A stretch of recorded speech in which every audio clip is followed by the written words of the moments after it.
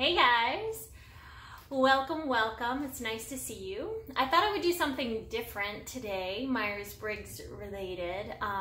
But before I do, I have a question for all of my wizards out there, especially my Ravenclaws, which, by the way, don't know if you guessed my house, but I am a Ravenclaw.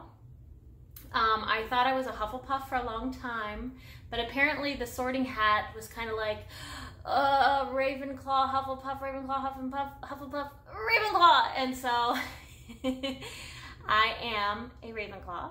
And I took the Pottermore test 2 separate times, and it was like years apart, and I still got Ravenclaw. So I thought, okay, the Sorting Hat does not lie. So my question to you is, I got this beautiful scarf from my sister-in-law. It is Sirius Black's lineage, his family tree. I don't know how much you can really see, but it is absolutely beautiful. So those of you that know, he's a Gryffindor, but his family are all Slytherin. So I want to know, can a Ravenclaw wear this? Because I'm gonna rock it today. And then, and part of me is like, why am I asking? I should just wear it. But I want to know what you guys think as far as loyalty goes with houses and stuff like that, because I do enjoy Harry Potter. I'm just probably not as hardcore as most people. So I think I'm going to rock it. I'm going to rock the Slytherin, you know, rep my Slytherin friends. So if I have any Slytherin out there, or Gryffindor, I guess it kind of reps him too, because it's Sirius Black. Then there you have it. So today, let me get back on track. I want to talk about 5 reasons I don't want to be an ENFJ. I wish I was a different type. I wish I wasn't an ENFJ. Now, while that sounds very negative and pessimistic, I usually try to keep things pretty optimistic on my channel. I just thought it'd be fun to switch it for a moment and just say, sometimes I don't like being my type. I really don't. It's very frustrating and aggravating, and I mean, just like every type, there are things about it that while there are pluses and you say, hooray, I'm glad I have these functions and they're helping me in this way, there are also reasons why those functions can just be the bane of your existence, and you say, why can't I have a different function stack, please? So I want to give you some reasons. Well, for example, I just get really jealous and wish I had NE at the top 4 of my functions a lot of times, because it's so friggin' creative, and I love that, and innovative. But alas, I shall embrace my NI. But I do. I get a lot of usage out of my NE, probably more than a lot of ENFJs, because I think I'm cognizant of it. So I try to play with it and work on it and enjoy it a little more than most. So reason number 1, I wish I was not an ENFJ. And I actually wrote this one down because I didn't want to forget. I knew I had reasons, and if I was going to have 5, I need to write these down. Otherwise, I will absolutely forget. So number 1, I never feel, and other fellow ENFJs, you can chime in too. I know you guys are pretty quiet as far as commenting. Don't blame you. I am the same way. If it's not my channel, I'm usually across the board pretty quiet with a few exceptions. So number 1, I never feel good enough. I always feel like other people know more or have it together more than me. So I might as well help them since I feel helpless. I don't know what that is. It could be low TI, low FI. I feel like the things I value or my reasons aren't good enough compared to everyone else. I feel like everyone else has got it figured out. It's like, whoa, good for you. That's awesome. Let's go with what you have to say and think and feel and believe, because I don't know. I can see everything through this prism lens where it all makes sense to me. I can justify all of it. I would make a terrible judge, to be honest, because I would hear both sides, and most likely I'd say, you know what, you both have valid points, so I don't know, it's a tie. We all win. Not helpful in that situation. But yes, I do. I feel like I look to others because I feel like they have some sort of authority on whatever the topic it is that I just can never grasp. But I think that becoming a well-developed, healthy ENFJ, I think you see the other side of that, where you realize, I know just as much as everyone else, and the people that seem like they have it all together and know it all are probably just really good at faking that whole confidence that, yeah, I got it going on, I know what's happening. So younger ENFJs, remember that you know your truth, you know inside what you value, believe, feel. So don't let people deter you from that or make you question that. That's important. Number 2, unreciprocated smiles and warmth with strangers. This is our fault, I guess. Sometimes we're just too friendly. I find myself, I cannot go to a grocery store, especially a grocery store for some reason, but somewhere I'm pushing a cart and I pass other people, I give a little smile or say hi. And sometimes people completely ignore me. Don't smile back. Don't make eye contact, which is fine. I probably look like the crazy lady. But to me, it's like, hi, you're a human. I'm a human. We're here on planet Earth together. I want to acknowledge your existence. You're a stranger to me. But if the fates had deemed otherwise, we could be in each other's lives and be best friends, relatives, anything. So why would I treat you any differently? Just because you're not in my circle of monkeys, as they say. That's a whole other thing. Maybe if you Google circle of monkeys, you'll see. But there's this theory that you can only care about or take interest in a certain number of people, because beyond that, it's just, you can't, love everyone and know everyone and take care of everyone, even though Effie is screaming to do that, but you realistically can't. So just because you're not familiar with me now, or maybe ever, doesn't mean you don't deserve respect and decency and to be acknowledged as a human. So I am constantly being rejected in that way, I guess you could say, but I try not to think of it that way, because it's not rejection. I have days where I'm sure people probably say something to me, wave at me, smile at me, and I'm either just out of it or in my head or having a bad day or don't even realize it. And so I'm sure I've done it too. We all have blind spots. We all do things unknowingly. So, but yeah, I think we as ENFJs try really, really hard to connect and be warm. So when it feels unreciprocated, it's a bit of a sting. But again, as you get older and you get healthier, you realize it's not rejection, it's just life. And just keep on moving on, my fellow ENFJs. Number 3, why I wish I was not an ENFJ. I know others better than I know myself. And this isn't always the case, but I find my internal landscape very abstract, hard to figure out and sort out. It's crazy in there. But everyone else, I feel like, because I love studying people and I'm interested in them and I love listening to what people have to say and what makes them tick and why they do what they do and who they are and what they're passionate about.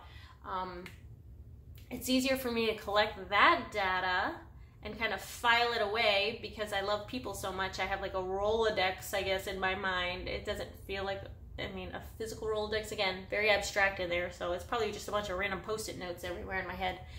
But I find that it's easier for me to let another person be the focus of a conversation. When I'm talking to people, I would never talk this much like I am for this video where you're just sitting and you're absorbing what I have to say.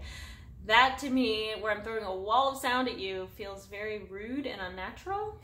But that is the medium here, so I am taking advantage of that I get to speak for a moment uninterrupted and hopefully understood, and then I get the feedback with comments, which is nice. But yes, knowing others better than I know myself, it's, again, a lot of these come back to that journey of an ENFJ. I think it's realizing that you will know yourself in time. You just have to force yourself to be alone a lot. I find that the more I introspect and spend time with me and figure out what do I love, what do I want, and journaling is really helpful for that. I recommend journaling. Then I think you do get on a level where you know yourself better than other people know you, and that's great because that puts you in that position of power to go back to number 1, the reason number 1, which is where you feel like you're not good enough. I think once you know yourself, you do feel good enough because you're like, I'm pretty cool. All right, number 4. The 4th reason reason why I wish I was not an ENFJ is because we are the INFJ's less cool sibling. Let me explain. INFJs, I love them. They're beautiful. They're like these mysterious mystics almost. They have an aura about them that's just like they're floating in a mist above the water, right? They're just, because they have FE second and they have the NI, which gives them that sort of psychic, cool, mystical vibe about them. You know, they care about the tribe and other people, but they keep it in check a little. They hold their cards a little closer to their chest than an ENFJ would, which our heart's like right here. Like, hey, there it is. Rip it out. Have at it. It is. It's right there on your sleeve. And so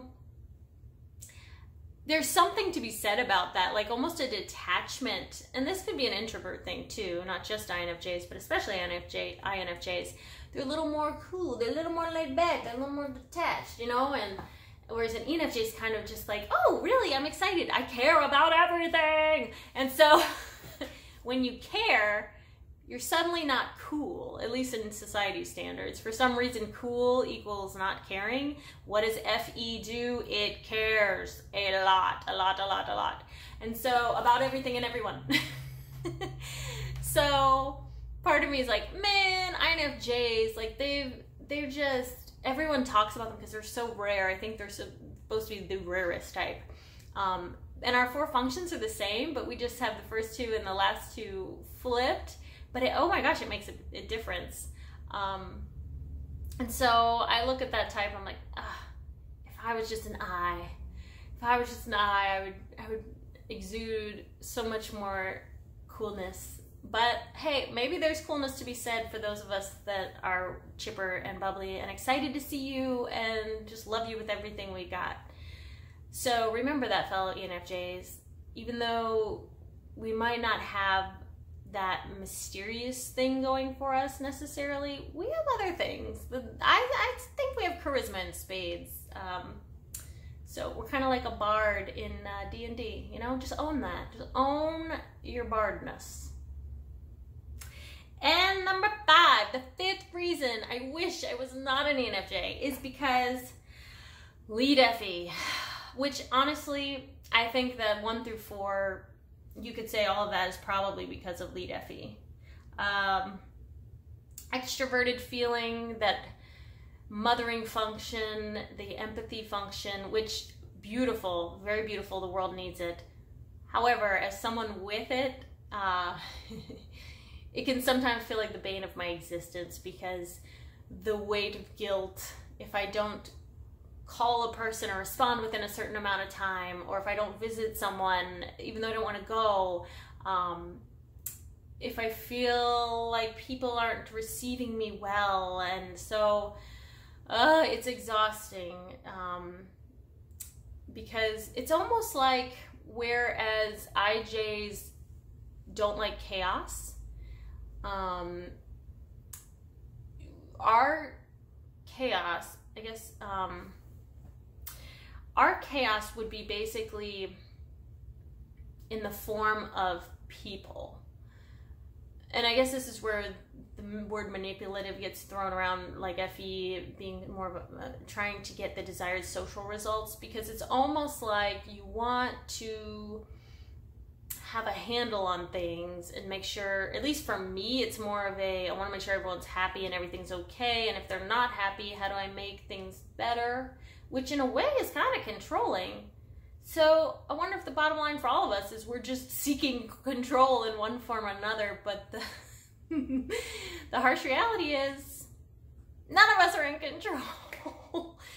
And there's a jagged little pill to swallow. Thank you, Alanis Morissette. So those are my 5 reasons I wish I wasn't an ENFJ. But for every single one, there's a positive spin as to why it can either be overcome, you will grow through it with a healthy maturity as your type, and this is true for all types. And there is a positive thing, especially with FE. Empathy is beautiful, and God knows the world needs more of it. So if you have it, express it, feel it, be it. But I just think it's fun to look at the other side of the coin too, of just saying, you know what, this is my superpower, but gosh, sometimes with great power comes great responsibility, and that responsibility can be such an anvil on my heart. So thank you guys for letting me vent. Honest to goodness, I love my type. I am grateful for the gifts I've been given. I'm especially grateful for the types that gravitate towards my type and that I gravitate towards, because they're just the best people. You guys are the best. And so I'm thankful for that. All right, I think I will wrap it up there. Again, if you have any thoughts on other houses' apparel, let me know. But this is cool. I mean, this is cool, guys. You gotta admit, even as a Ravenclaw, I think I should be able to wear this. I'm gonna give it up. All right, well, it was great seeing you guys. I hope you're enjoying the musical musings. Everyone that has been on there has been such a delight, and I'm loving it. It's energizing me, and hopefully it's energizing you guys, because I think music is something we all share, and it's a beautiful, beautiful thing, that universal language of music. All right, I'll see you guys soon. Please take care of yourselves, know you are loved, and stay weird, my friends.